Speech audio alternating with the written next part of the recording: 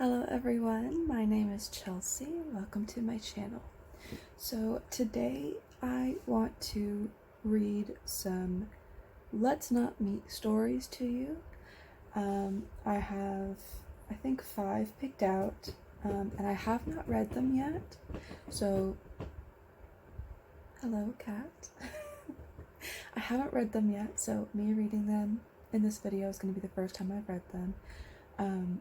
So I just looked at the title and picked ones that I thought sounded interesting. So, and they're all pretty short. So the first one I'm going to be reading is called I Should Have Called 911 on This Man. Later I found out how crazy he really was. And it's by user FrostCA11. So years back, I was with my mom and my son shopping at a store called Sharp Shopper. Well, it was all fine, everything was going normally. We encountered this man. At first I thought he was just angry. He was cussing, not loud, but loud enough to hear. A few times it seemed like he was talking to a man or a woman he was even with them in the store. I was wrong. The one man who I assumed knew him smiled awkwardly as he walked away. I then noticed that the man's sight was frozen down on the food as he cursed. These were some of the things I can remember he said.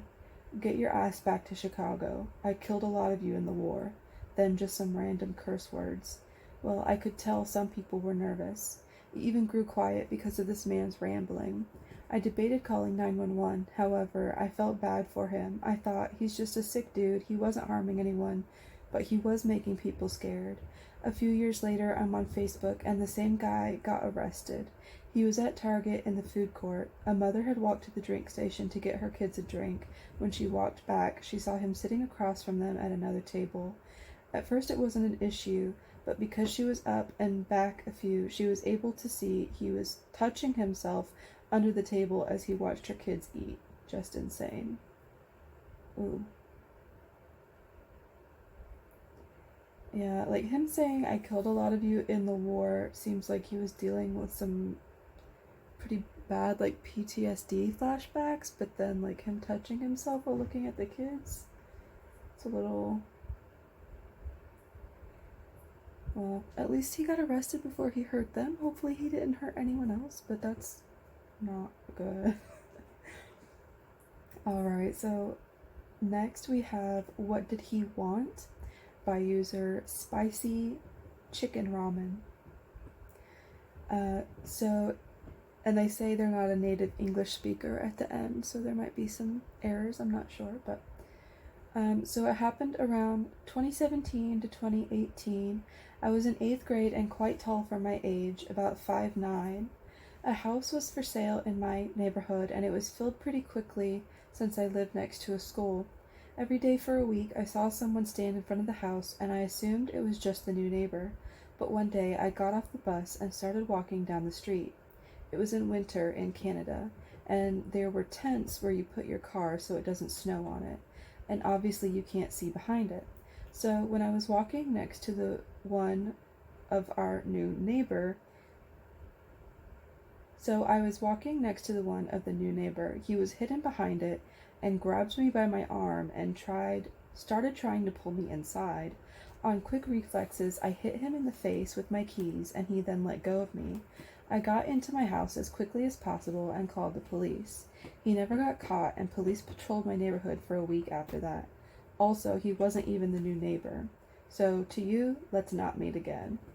God, that would be so creepy, especially when you find out that he's not even the neighbor, he's just some random guy. Oh my god. Okay, next one is called Rural Horror Story by user Vault Dweller with ones instead of L's. I'm probably going to put all of these names up on the screen or in the description, either one, just so you can see exactly if you want to go look at the stories yourselves. Also, this one's a little bit longer than the last two. I know the last two are very short. Okay, so let's go. When I was 15, female, my mom, older sister, younger brother, myself, and our dog Betty lived in a rural area. To give you an idea of how rural, the local school had a of 12 kids from a surrounding 150-kilometer radius. It's a long story how we ended up living out there, and thankfully we weren't there for long. Not far from us was the turnoff to a long, dead-end road into the hills.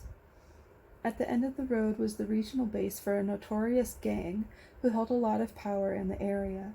We had been told by locals that they never had any trouble with them because they didn't shit in their own backyard, in quotations.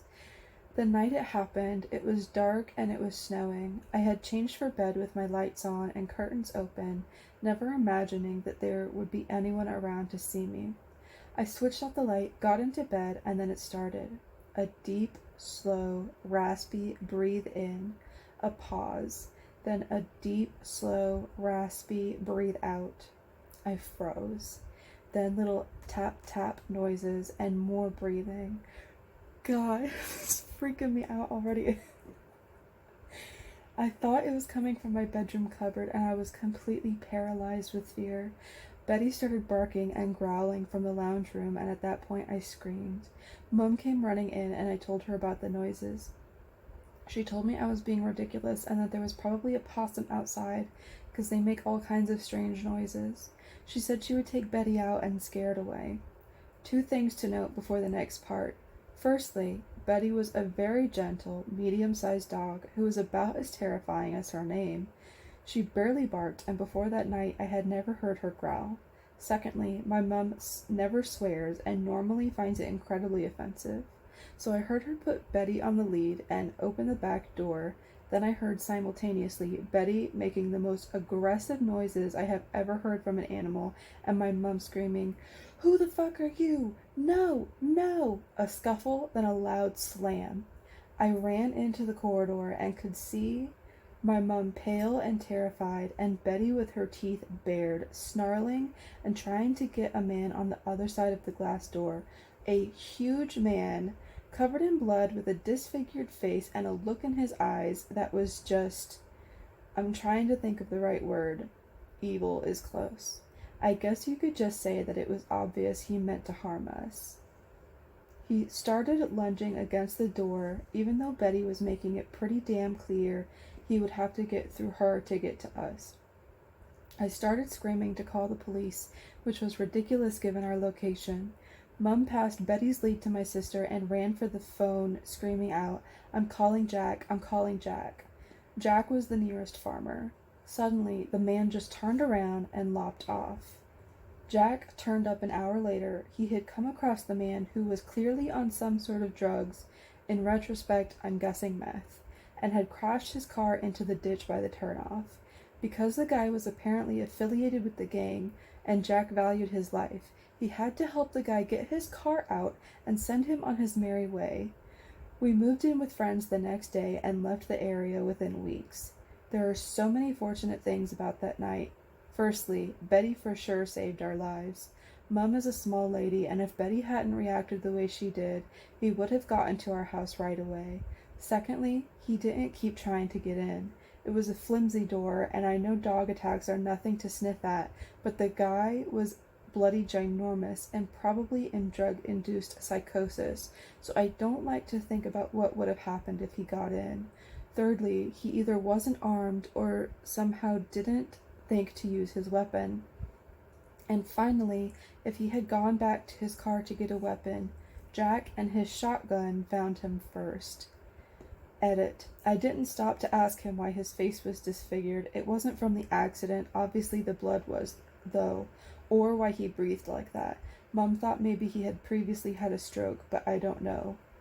Oh my god, like, I was getting goosebumps reading that. Like, that is, like, straight out of a horror movie. Like, oh my gosh. The top rated comment, or maybe not the top rated, just the top one on here. It says, if she's still around, give Betty a big piece of cooked steak right now. Yeah. If it weren't for Betty, like, who knows what might have happened.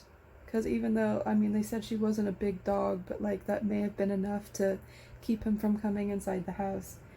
Because that, oh my god, that's terrifying. I can't even imagine.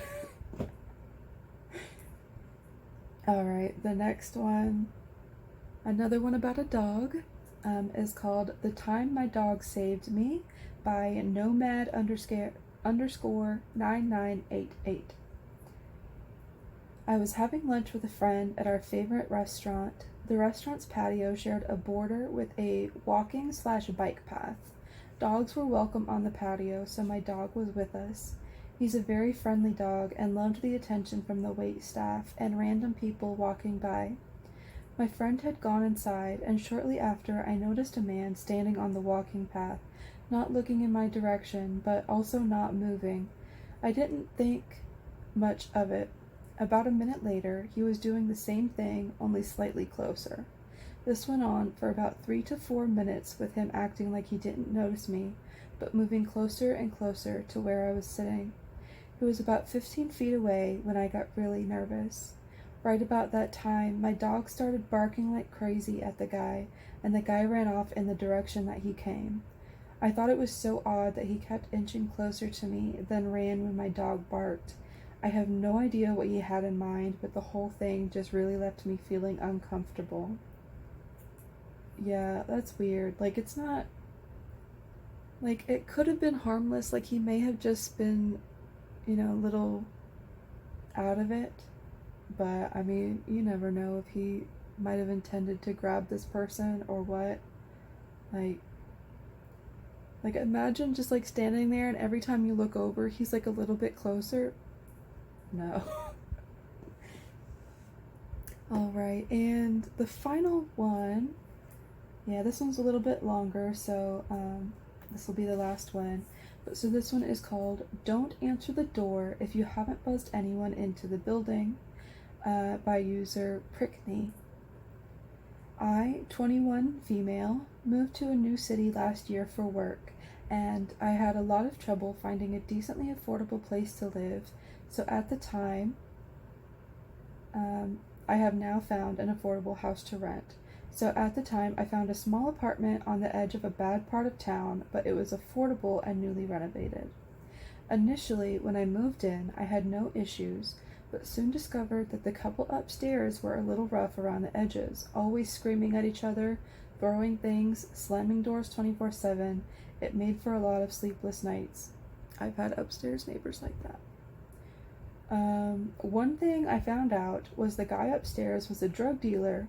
This is important when we get to the main part of the story. One night, I had got home from work pretty late, so by the time I finally cleaned up dinner and started getting ready to sleep, it was about 10:30 p.m. I had just laid down in bed when I heard a knock on the door, and honestly, I shouldn't have even considered opening it because, well, 3 things. It was 10:30 at night, I wasn't expecting anyone, and to get into the building and up to the apartment doors, you have to have a key or have an apartment buzz you in.